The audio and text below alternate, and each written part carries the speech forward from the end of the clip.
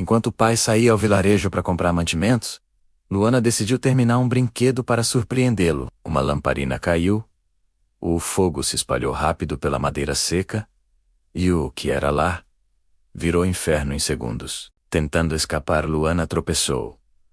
Caiu, e o pai, ao ver a fumaça de longe, correu desesperado. Conseguiu alcançá-la, abraçá-la, mas no instante da fuga, uma viga em chamas desabou, tirando-lhe a vida. Luana foi lançada para fora, viva, mas sozinha, enquanto o fogo consumia tudo o que conhecia. Seu choro se misturou às labaredas, e naquele instante, algo dentro dela se quebrou. Ainda que ela não soubesse que outra coisa, silenciosa, começava a nascer. O enterro do pai passou quase invisível aos olhos do vilarejo. Uma despedida rápida, sem lágrimas coletivas, sem consolo verdadeiro. Poucos compareceram, mais por convenção do que por afeto. E logo a vida seguiu como se nada tivesse acontecido. Para Luana, porém, tudo havia terminado e começado ao mesmo tempo. Órfã, sem parentes que a quisessem, passou a existir como uma presença incômoda, tolerada aqui e ali, por pequenos gestos de caridade que nunca duravam. Um vizinho lhe oferecia pão quando podia, outro um prato frio em dias raros, mas ninguém a acolhia de verdade. As portas se abriam com suspiros, os olhares desviavam, e as palavras que ela ouvia a faziam sentir-se um peso indesejado. Aos poucos, o vilarejo deixou de vê-la como menina e passou a enzegá-la como problema. O apelido cruel se espalhou, primeiro entre as crianças, depois entre adultos. A menina da perna de pau. Cada vez que ouvia, sentia algo apertar por dentro, não pela deficiência, mas pelo significado escondido ali, a certeza de que ninguém via seu coração, apenas o que julgavam quebrado. Aos 12 anos, entendeu que não sobreviveria se não trabalhasse, e foi assim que chegou à casa de Dona Sônia, uma mulher rica, para os padrões locais, conhecida mais pela dureza do que pela generosidade. O trabalho foi oferecido sem disfarces. Pouco alimento, quase nenhum pagamento. Exigências excessivas. Para Luana, aquilo soou como salvação. Seus dias passaram a ser feitos de silêncio e esforço, mãos feridas pela água fria, costas doloridas pelo peso dos baldes, e palavras afiadas lançadas com frieza sempre que cometia um erro. Dona Sônia não gritava, mas suas frases machucavam mais do que gritos. Luana suportava tudo, engolindo lágrimas, porque sabia que aquele prato de comida era sua única segurança. Ainda assim, nem ali encontrava paz.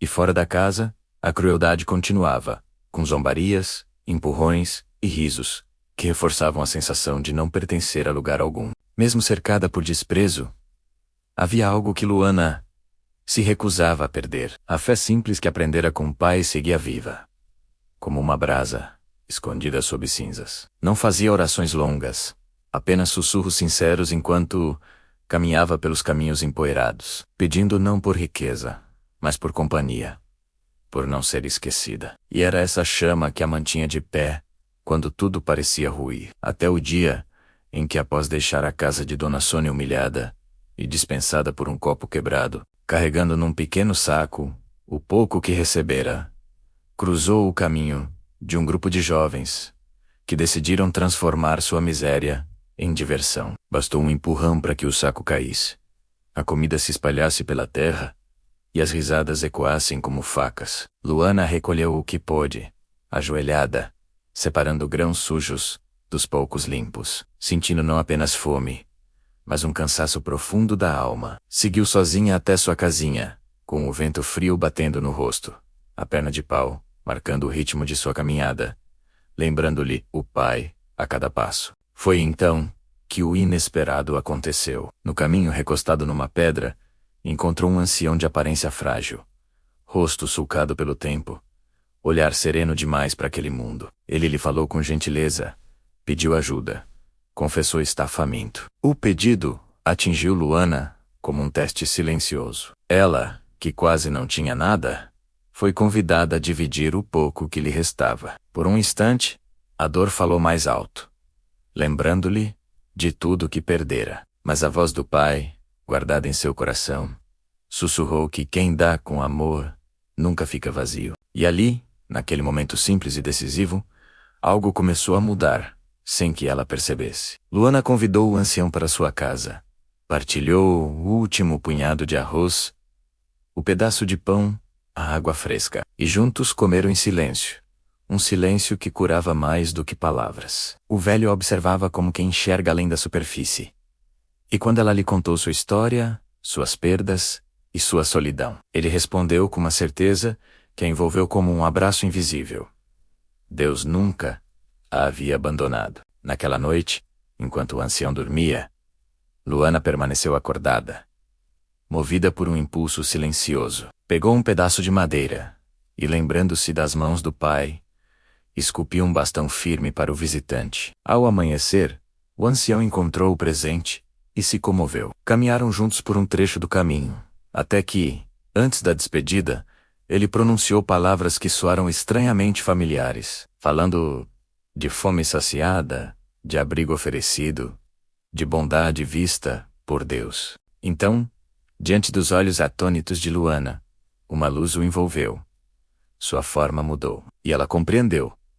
Não era um homem comum, mas um mensageiro divino. O anjo revelou que sua fidelidade, mesmo na escassez, havia sido vista, e que o favor de Deus passaria a acompanhá-la. Quando a luz se dissipou e ele desapareceu, Luana chorou, não de tristeza, mas de alívio profundo. Ao retornar para casa, encontrou sua cozinha cheia de alimentos, mais do que jamais tivera, e caiu de joelhos agradecendo, compreendendo que nunca estivera sozinha, apenas sendo preparada.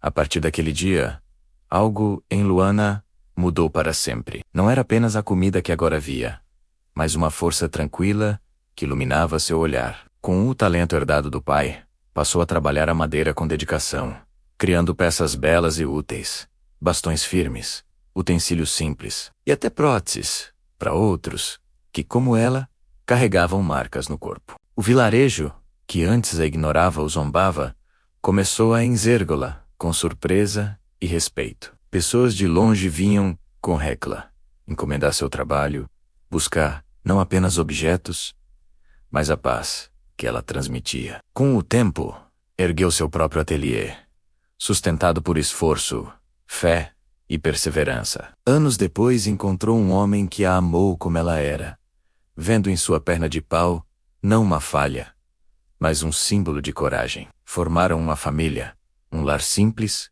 e cheio de amor. E assim, aquela menina que um dia fora chamada de peso tornou-se, lembrada como luz. Sua história atravessou gerações como um testemunho silencioso de que Deus nunca abandona os seus, e que muitas vezes maiores milagres chegam disfarçados de dor de encontros inesperados e de pequenas escolhas feitas com amor, quando tudo parece faltar. Se você chegou até aqui, saiba que esta história não é apenas sobre Luana, mas sobre fé, resistência e justiça divina. E talvez de alguma forma, também sobre você.